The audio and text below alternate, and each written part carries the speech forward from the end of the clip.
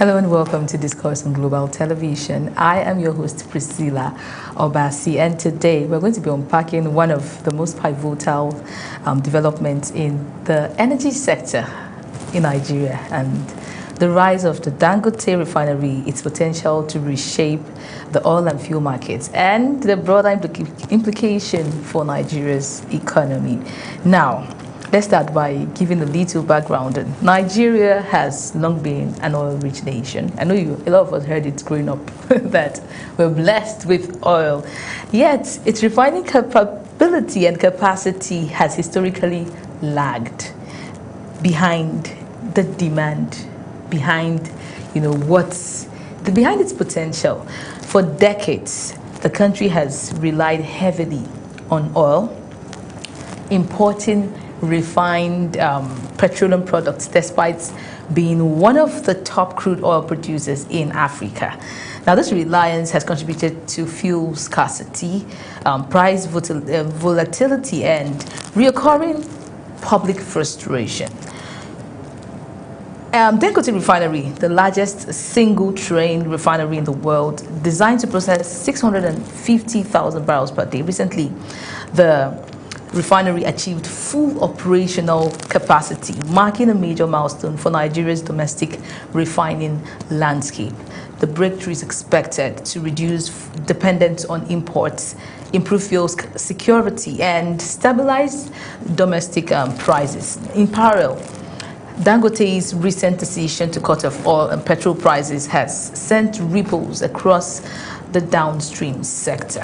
And the move is reflecting growing competition, post-subsidy market adjustments, and strategic positioning against importers and other marketers. Meanwhile, Nigeria's crude oil production has gradually, increasingly signaled recovery from past operational and infrastructural challenges. Yet issues such as pipeline vandalism, regulatory bottlenecks, and market inefficiencies continue to pose risk. The sector is also seeing a new gas supply agreement between Dangote and NNPC aimed at expanding refining capabilities and supporting the nation's broader energy diversification plans. This argument and the agreement are pivotal not just for Dangote refinery and its operations, but for the wider growth of the nation's energy economy, including power generation, including industrial gas supply. Overall, the topic sits at the intersection of industrial capacity, market competition, energy policy, and national economic growth, making a timely and critical discussion for policymakers, industry, stakeholders, and, of course, Nigerians out there. So, we're going to be talking about this with an expert. Yes, he is a senior energy consultant and analyst, someone deeply immersed in today's conversation. So you get to meet my guest after this break. Please stay with us.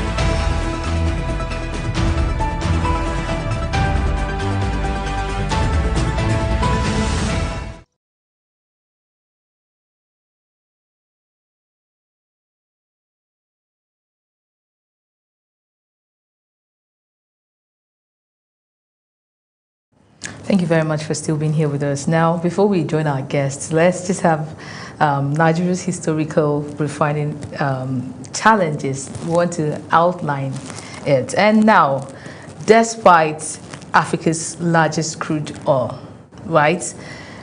Despite Africa being the largest crude oil producer, Nigeria has historically imported over 80% of its refined products. And really, it is concerning, including petrol, including diesel and kerosene.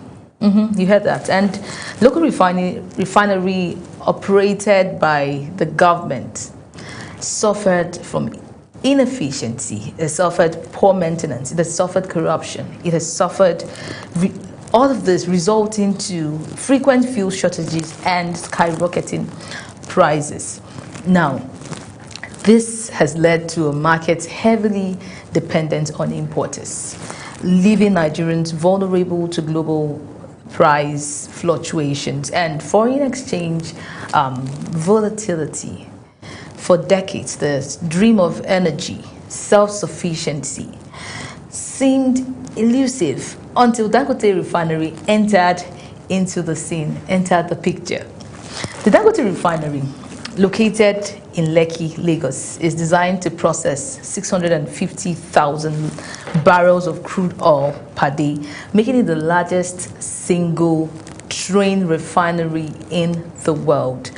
The key point to note in this is that it is fully integrated with petrochemical complex, producing not just fuel but propylene and other industrial chemicals, and it has achieved full operational capacity and validates years of engineering, massive investment, and the complex project management.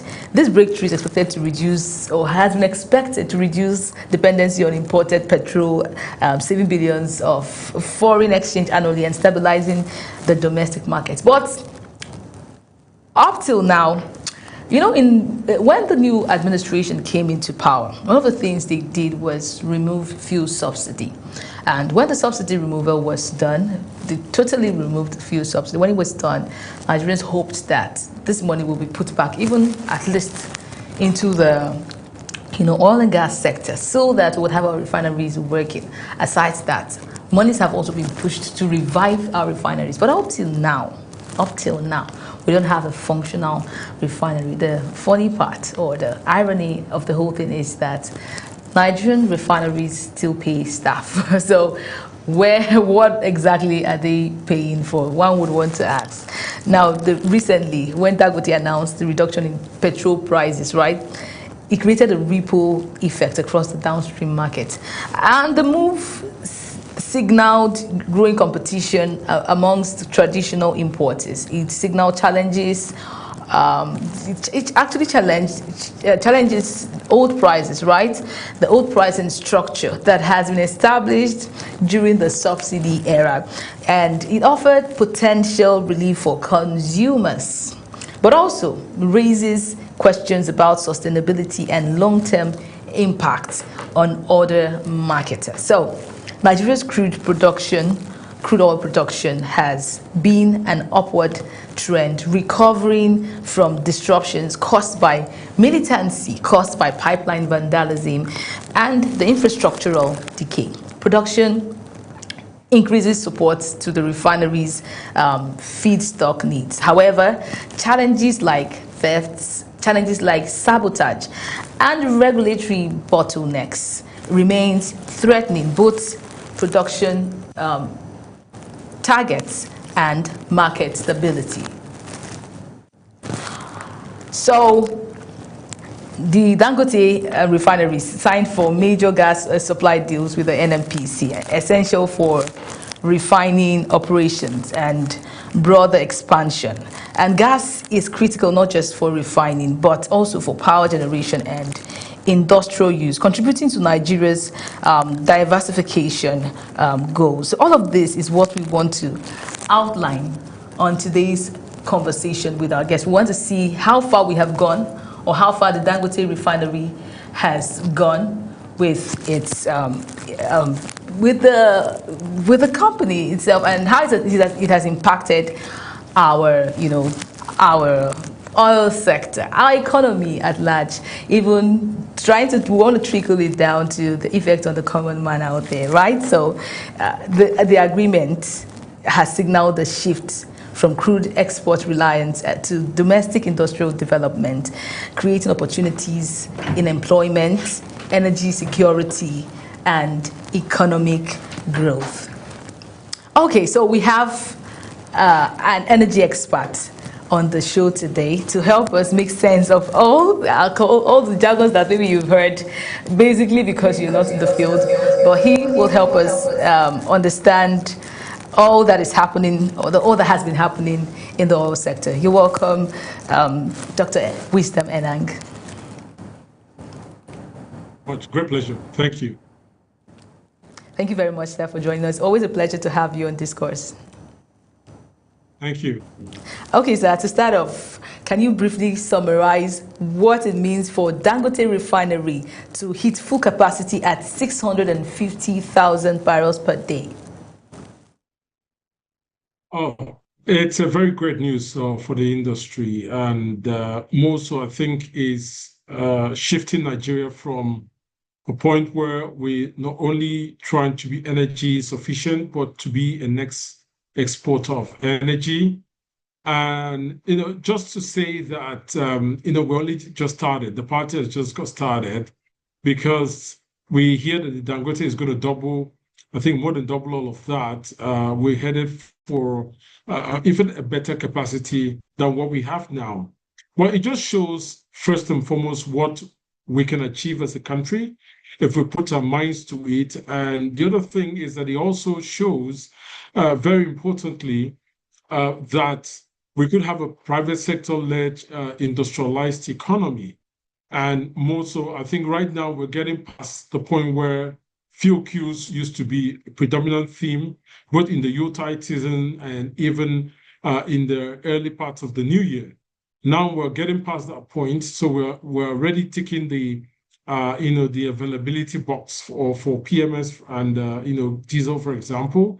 And we're getting even beyond to see how we can optimize that value chain to engender further supply at a very competitive price.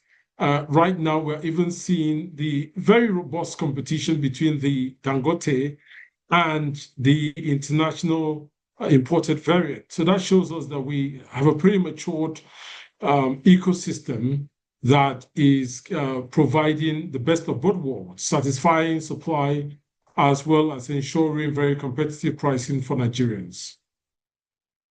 So how significant would you say this milestone is in the context of Nigeria history with refinery and fuel importation?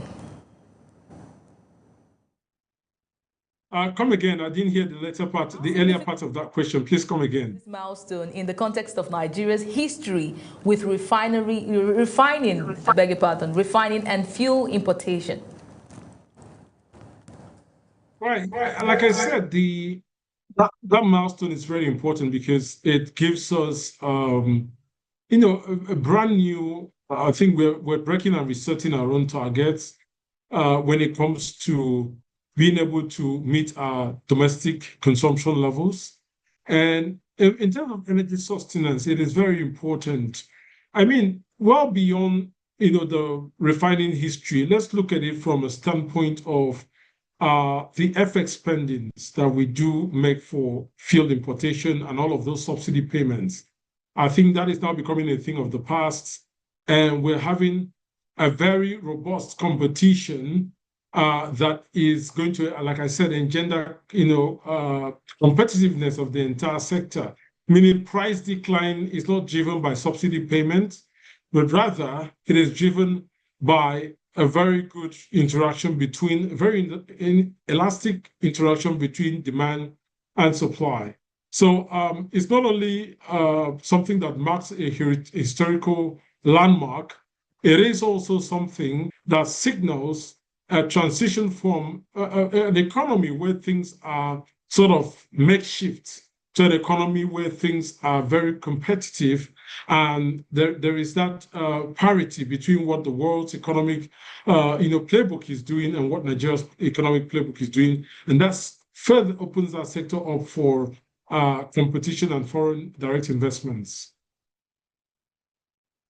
When it did, it had, it made a little, do I say, there was some sort of chaos with, other kind of marketers and, the likes of them. How would you say they have performed so far? Have they been able to beat our expectation or your expectation as an energy expert? Are you talking about the Dangote refinery or? How would you assess its growth since it's, coming? Oh, yeah, definitely. I think we have to be proud of what Nigerians are capable of doing. And I think every Nigerian has to take that ownership to understand that, yes, the Dangote came against all odds. You've heard in most times where Alhaji Dangote would say that if you understood the sort of challenge he was up against, he perhaps would not have embarked on that journey. And that is to say that by no small feats, the journey that he has undertaken. And that is also to tell us that, okay, it has been very courageous and definitely, it's gone up against some of those frictional points that have militated against even the government refinery. So I will rank their strides and the efforts really high because they have not only come to debunk the myth, the myth that we used to have before that refineries will not be able to function that well in country due to the various problems, but they've navigated the storm very well to scale pretty quickly in a very short period of time and to reposition Nigeria as an exporting nation that exports all the way to the West African corridors as well as other global partners. So I think that is something that I'm really very proud of. So what would you assess or what would you say are the key technical operational factors that enable Dangote Refinery to reach this full capacity? All right, very important is I like to say the doggedness of the Dangote team themselves. They went against all odds and they chose to put the positive mindset ahead of them to ensure that they survive and that they also become an exemplary point for investors coming into Africa into that sector. So first and foremost, I'll give that to them. But the second is the government of the day, because yes, there was a lot of back and forth between the Dangote, primarily with the NNPCL, and then after we saw the Dangote and the NMDPRA. But I think the overarching effect or body language from the government is that of support to make sure that whether it be through some dialogue, whether it be through some regulatory support, whether it be through some form of maybe regulatory support, including the Crude for Naira deal, I think the government of the day has proven that they are more than willing to put whatever it takes to support the Dangote refinery. And I also like to, say part of that is also with the collaboration from the other, sector players. For example, the refueling station owners, for example, MRS, AP, and the rest. We see that cooperation for them from their side in terms of getting one, agreeing with the Dangote's position when it comes to pricing. Of course, except there are cheaper alternatives, and then they come to a dialogue table. And most importantly, ensuring that the benefits provided by the Dangote refinery are not only sort of earned by the those sector players alone, but they're also passed to the ordinary Nigerian. So those are very critical enablers that I've seen that has enabled just the growth of the entire company, as well as for them to scale their benefits to ordinary Nigerians. sometime in December, where the Dangote refinery reduced its fuel prices, and it was basically for the MRS filling station. I don't know which other fueling station, but we expected that with time, other filling stations will adapt to the new prices, and also that it will trickle down to making the economy better, and the daily lives of ordinary citizens out there. I don't know if that is the reality of what we have today. I mean, the fuel price, like you alluded to, has come down a little bit right now, and that is also considering the fact that the international variant is slightly below the Dangote's current price. But as for the effect on the actual commodities and the consumer price index, that takes a while. But from what you can see that the prices of transportation, especially for long distance commutes, has dropped.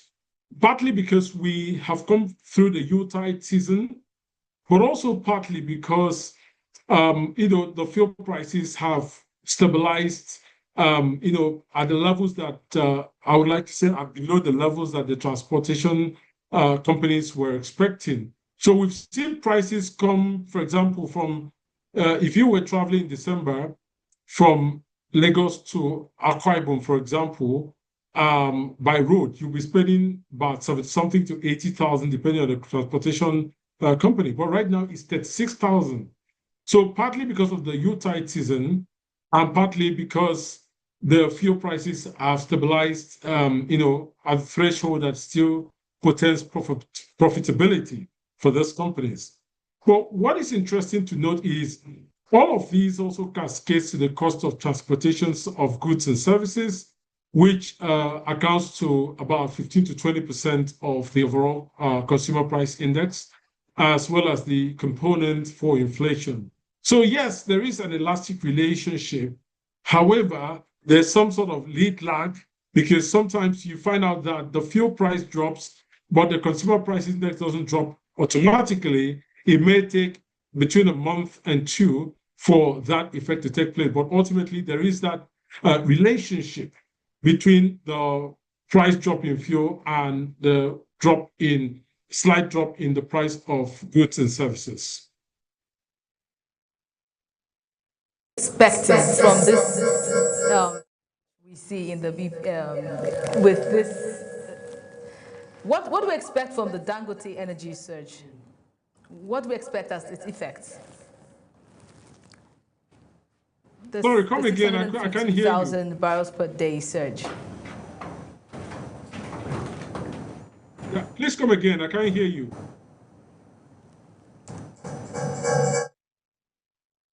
I'm asking, Dangote refinery has hit 650,000 barrels per day. What is the expectation? How does this trickle down to the economy? The expectation is that we have, less need to import. Our FX will not be depleted as much, although, we're seeing that already. I think we're gone to our reserve is now about $47 billion. I also expect for us to see Naira appreciate even further in light of more money coming to the government coffers and less depletion from the coffers as well. I also expect the Dangote to step up and move to the next target of about 1.4 billion barrels, million barrels per day sort of production, which is what the next target is. So overall, I see a win-win for Nigeria.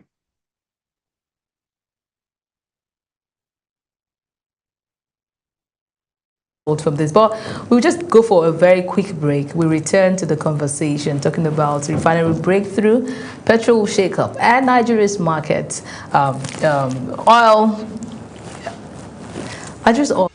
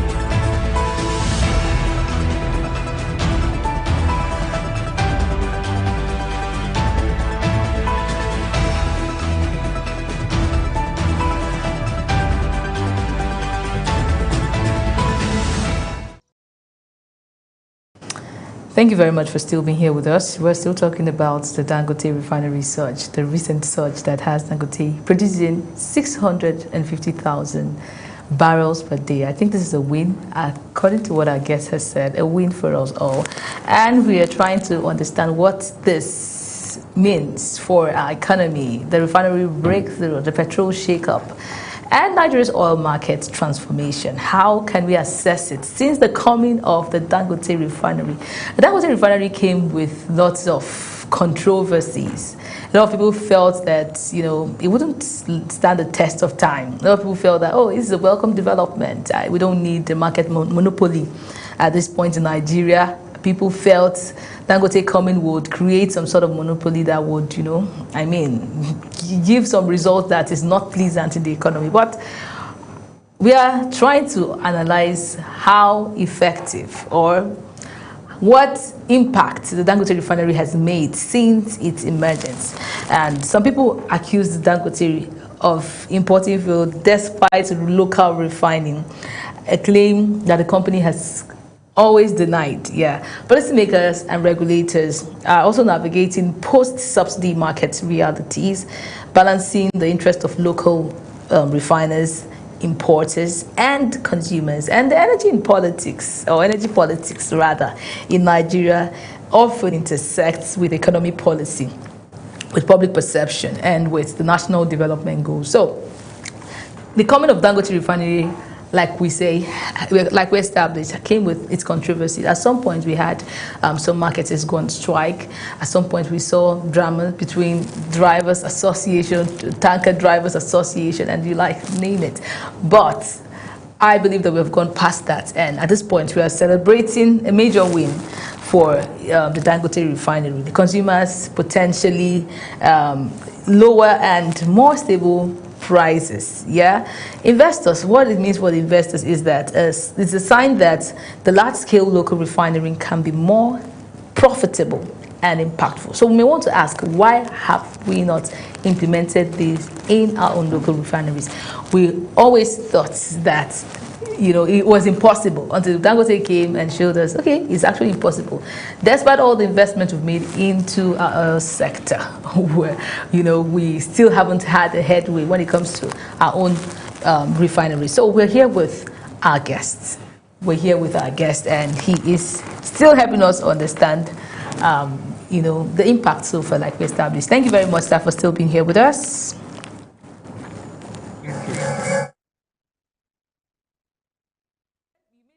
When you started, you made mention of the fact that we all thought that it was impossible to run a refinery, a working refinery in Nigeria.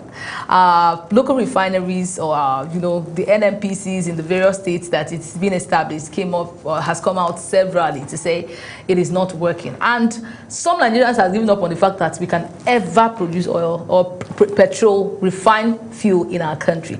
Dangote has come and he's still doing it. What can we learn from Dangote? This is directed towards our local refineries. Okay, very interesting question.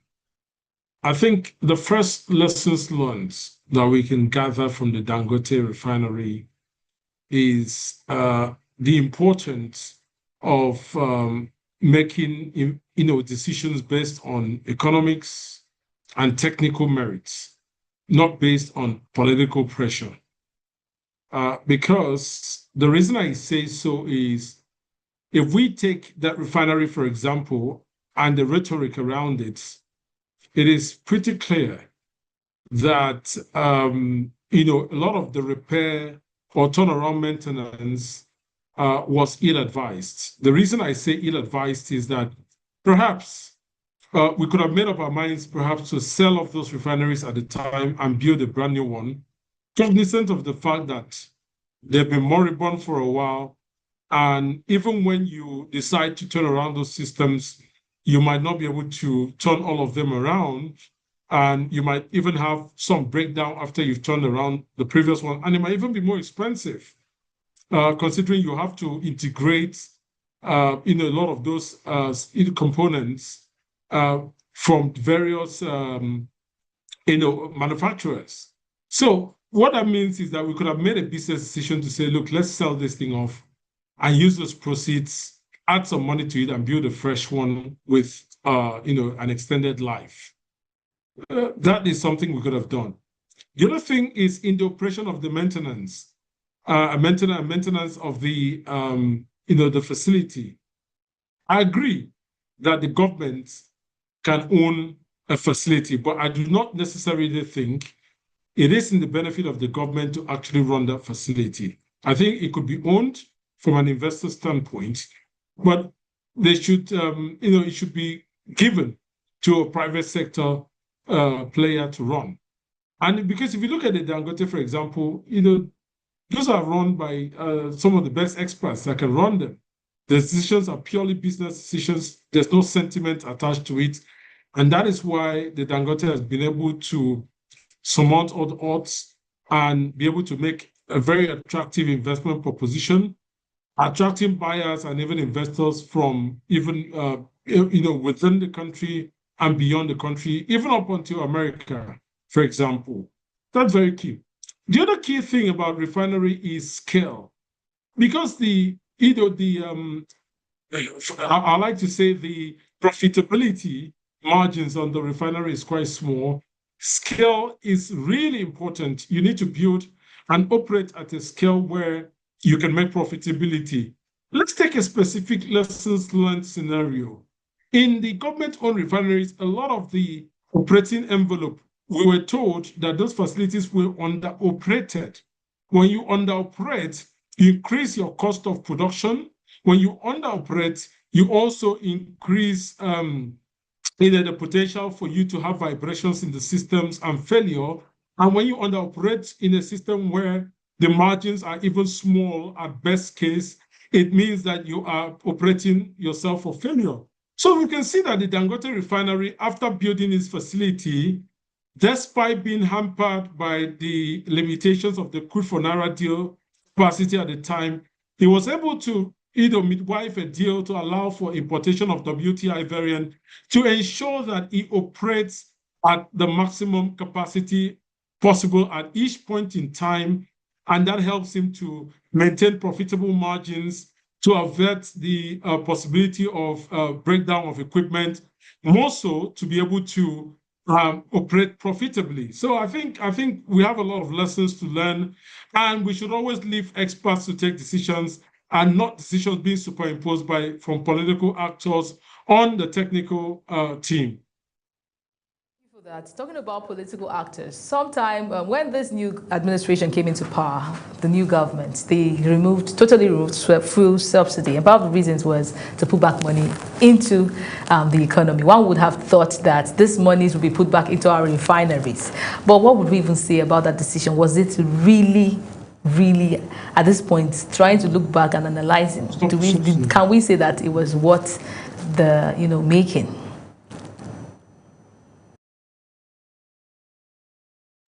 Definitely, I think it was the removal of fuel subsidy was worthwhile, but I think it's the decision of where to put it that is very important. Like I said, the pertinent decision before us is, do we put it towards new refineries, or do we put it towards repairing the old refineries? And that's where the judgment call error was made. But I think right now, it's really clever that the NNPCL are looking at reevaluating their decisions and not being in a rush to make it. And I think ultimately, the way to go would be probably to outsource the current refineries that are available to someone who can, work on them to whatever needs to be done, and then leverage on those funds to build a brand new refinery. I think that's the way I would suggest anyways.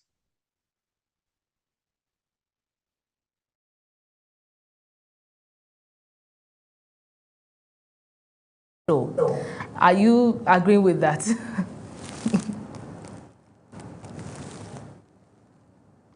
Sorry, I can't hear you properly. The sound, can you come again? I said, speculated that Dangote refinery has been importing fuel. Yes, how should we understand this in a broader context, that is in a downstream context? No, I don't believe that. And I think the Dangote refinery have come out to say they are going to list the names of the people and sue them to court. So it's difficult to substantiate or rationalize something that I don't believe to be true, or more so, there's no proof, whatever. I mean, I'll just add my name to the list if I try that. So let me let this matter develop, and then we can talk based on the facts of the matter, not based on speculations or accusations that are not substantiated.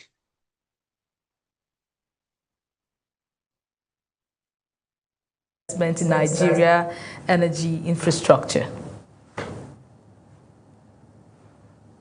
Sorry, come again. Dangote's success, do you think that this has positioned Nigeria or opened Nigeria to better investment opportunities when it comes to oil and the likes of it? Well, I think it shows that someone can surmount the odds and still make profitability in Nigeria.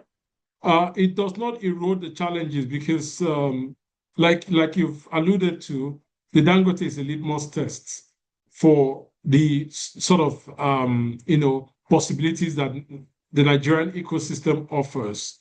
But that necessarily does not mean that it is all home and dry for investors. There are some challenges that the government needs to fix to further engender our competitiveness, because funds or investments will always go to the place where it is least threatened.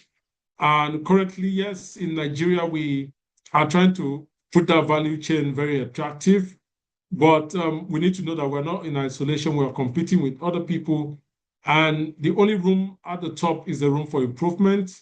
So yes, it shows. I mean, the Dangote example shows that someone can be audacious enough to be able to summon the odds in an atmosphere like that of Nigeria.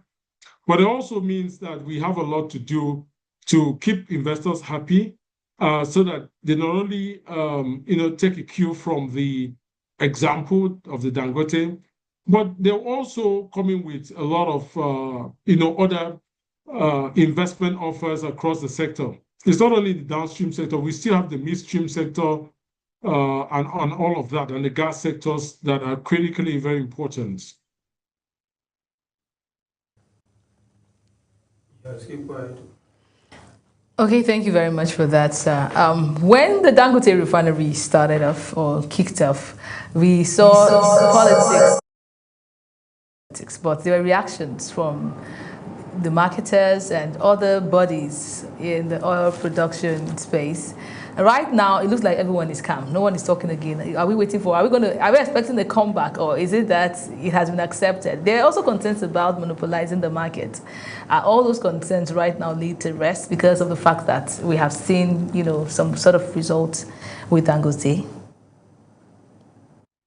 Well, I'm not going to say that the conversation has ended. The conversation was never that of trying to fight off the Dangote, because that would be witch hunting, and that would be total witchcraft. I mean, you couldn't do that. No saying Nigerian wants to not have a refinery of Nigerian origin, whether it be private sector or government. I think the whole point was, we're going to have supply, but what is the price of the supply? Is it the price of monopoly? Is it, how does it compare? So I always argue with people that keeping the importation license as an option is not because we don't have adequate supply from local players like the Dangote.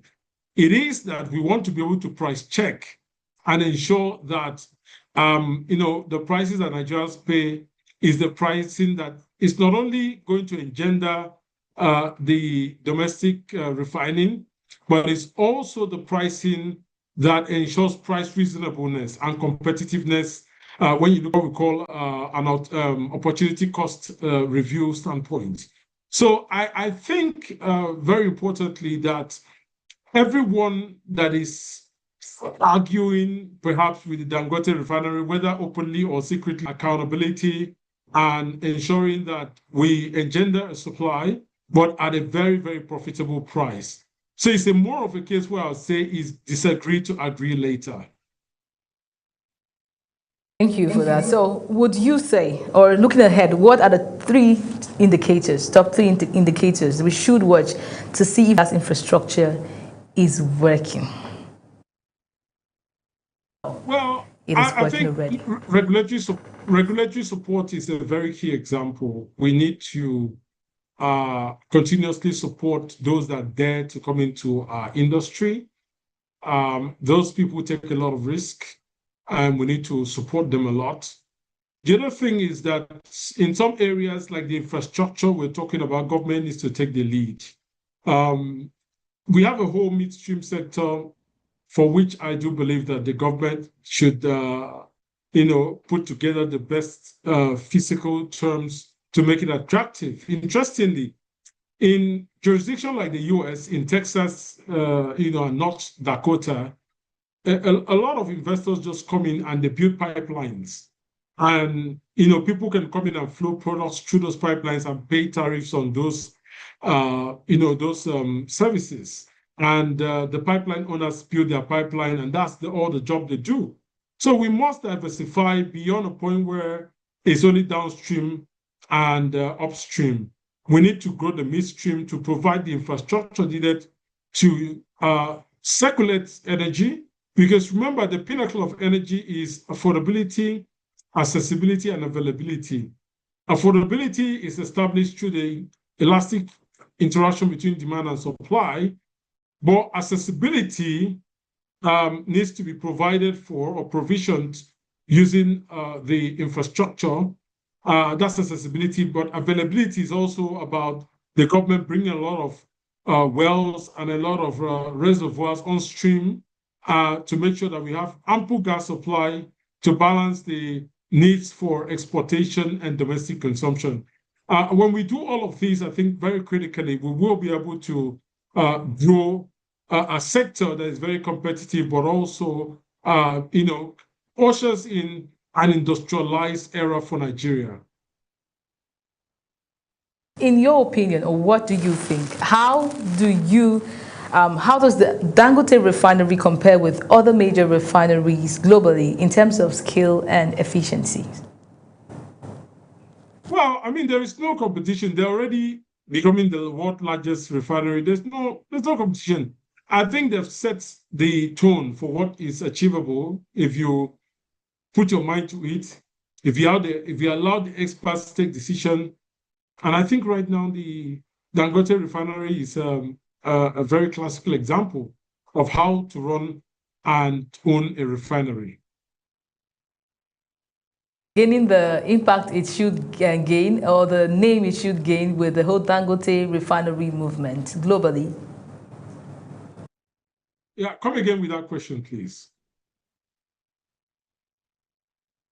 Noticed with the impact of the Dangote refinery in Nigeria? Do you think we are noticed around the globe?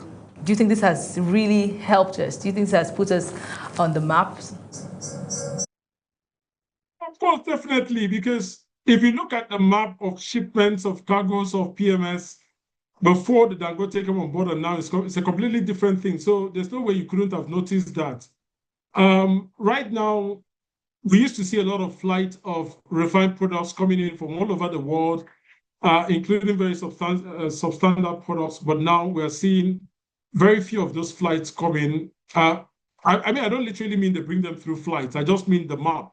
If you see the transshipment, kind of coordinates that come across, you see that there's less of it coming as the year goes by each year. And we even have some of that quantity going out, which is something that never happened for the past 50 years. So that's a very good one. Even from a pricing dynamics, I think we've altered the entire pricing system, because right now the Dangote has come in to stabilize the prices, and even in terms of the trade terms. Before now, you needed bank guarantee, you needed to pay in dollars. Sometimes you need to pay upfront. But the Dangote has come in with a lot of credit facilities. And so anyone that is even thinking about importing into Nigeria needs to think about very competitive terms. So thing has been altered, both in the the logistics pathway for circulation of products, down to the actual pricing itself, and down to the balance of trade of how much we take in and how much we export through the Dangote refinery. All of that is changing. So there's no way you couldn't be noticed. And that's why we have currently a price war. Recall a couple of days ago, there's a report that the Dangote 799 gantry price is a bit higher by 77.2 naira per liter than what the international variants are offering. And now the Dangote has responded with a 25 naira drop in per liter price. And we do expect much of that to happen. So all of that interaction is changing the whole economic scale, but very interestingly, much to the benefit of the consumers. Do you think we are moving fast towards renewable energy because we seem to be still oil dependent? Are we moving towards renewable energy? Will we ever even are we going to ever leave this phase of relying on oil and embrace the new order, which is renewable energy, if you ask me? Well, I think we need to understand the concept of just energy transition. Nigeria is predominantly, so is Africa, predominantly energy poor. And that means that we still have a long way when it means satisfying our energy. And if you look at the costs per unit of energy, the petroleum energy gives us the best cost per unit of energy. If you also take a cue from, let's say, the cost of investments to harness the energy, the petroleum energy gives us one of the best. And if you superimpose that versus the fact that Africa only emits 4% of the emissions footprint, you would see a justifiable means and reason why we talk about just energy transition, which is leveraging the petroleum energy to industrialize, whilst also balancing our energy ecosystem. So I think that's what you're going to see. We're not going to see a copycat situation where we just copy what the West is doing and transit, even when our peculiarity of our system is not the same like theirs. So do expect to see a very just energy transition, balancing exigencies from an economic standpoint with some of the drive for energy transition. Refinery started, a lot of people felt or hoped that this would bring solution to creating jobs. But I know one Dangote refinery cannot create jobs for the whole of Nigeria. So will we say, are we impressed with job creation from Dangote refinery? Are we expecting more, or were we actually expecting more than what we see today? Well, there's only so much they can do from a direct job creation standpoint. So let's not be too hung on that. But from indirect, standpoint, they do provision a lot more transparent terms for middlemen, for people that want to be suppliers. So there is job in that regards. But again, there's only so much one man can do. Or rather, let's look at the ripple effects of what jobs we could create when we have sufficiently available energy. Perhaps there's no cap to what we can do. I mean, look at China, for example. All of the petroleum energy that they import from other nations is used to power manufacturing. It's also used to power other sectors. So there's no excuse why we couldn't create those jobs ourselves. I don't believe that Dangote is going to solve all the problems, but I think they have planted a seed that is going to stimulate the solutions for other problems that we do have, including the job challenge that you're talking about. Can you assess, rate our energy sector in the past 1 year or in the last 1 year? Well, I think a lot of growth has happened. Again, you've pointed out what growth Dangote has experienced. A lot of growth, very fantastic, measure, a lot of stability. I think pretty on we're getting to reap very quickly the benefits of the fuel subsidy removal. And I think the Nigerian economy is benefiting very strongly from these. The depletion of the reserves are not as fast or as ruthless as used to happen before, for lack of a better word. So I think overall we've done very well.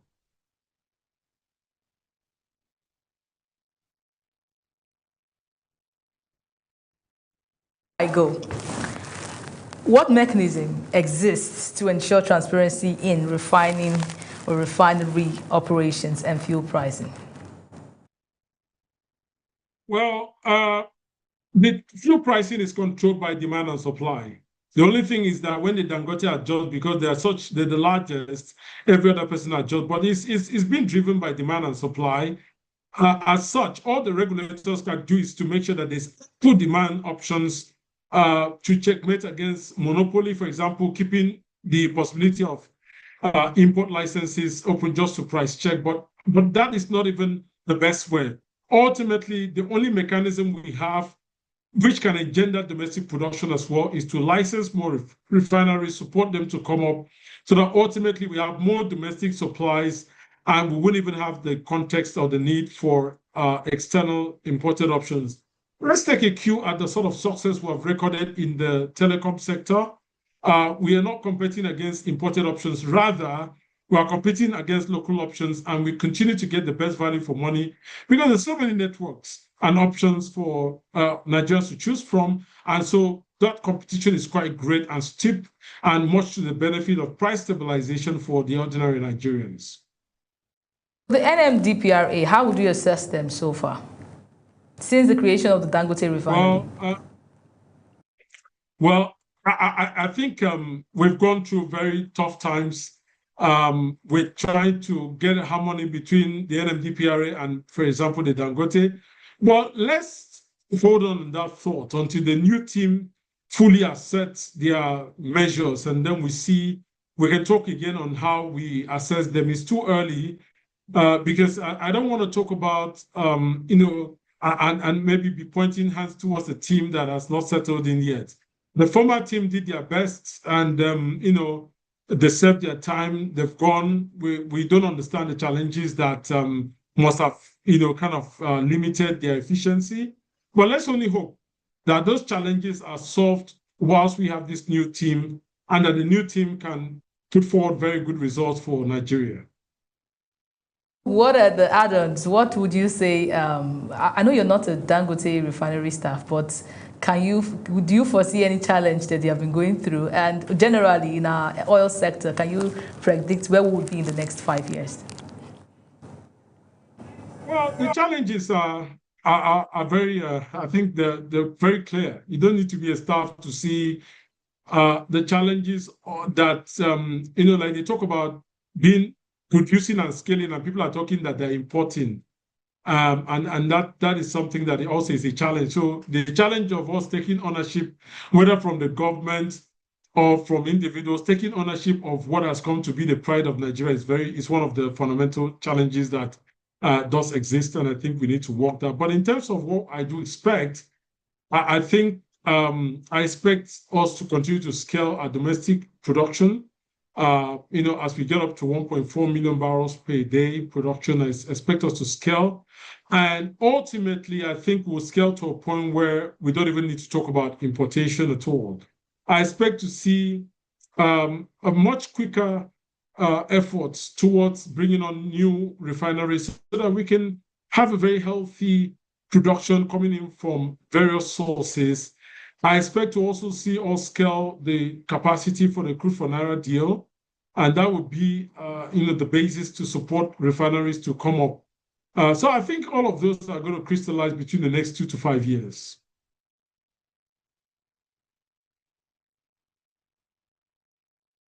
What is one part that they have been lacking in their role to play, and what can they do better? Sorry, I didn't hear the earlier part. What can the government? The government.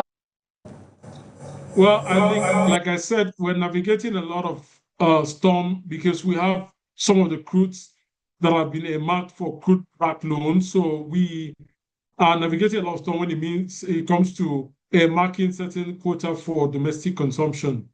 But I see the government ever willing to even improve on the production level so that we can have more for the domestic level.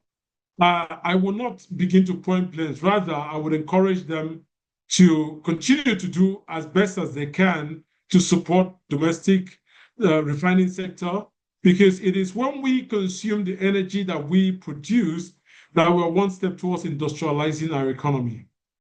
So much, sir, for your input. Thank you so much for coming and discuss today. Our conversation has been insightful, and I believe that the Dangote refinery, seeing this, will be excited. Nigerians at large will be, and of course, our government will do better. I want to say thank you to Dr. Wisdom Enang for once again coming to share his insights on the program Discourse. And to our viewers out there, it's a conversation that continues. Yeah, Nigeria is one of the largest oil-producing countries in the world, and it's not just on the books. It's something that we have to make, translate even onto the lives or into the lives of the common man out there. Thank you so much for staying with us till this time. I still remain your host, Priscilla Obasi, and Discourse still continues tomorrow. Please make sure you tune in. Global Television.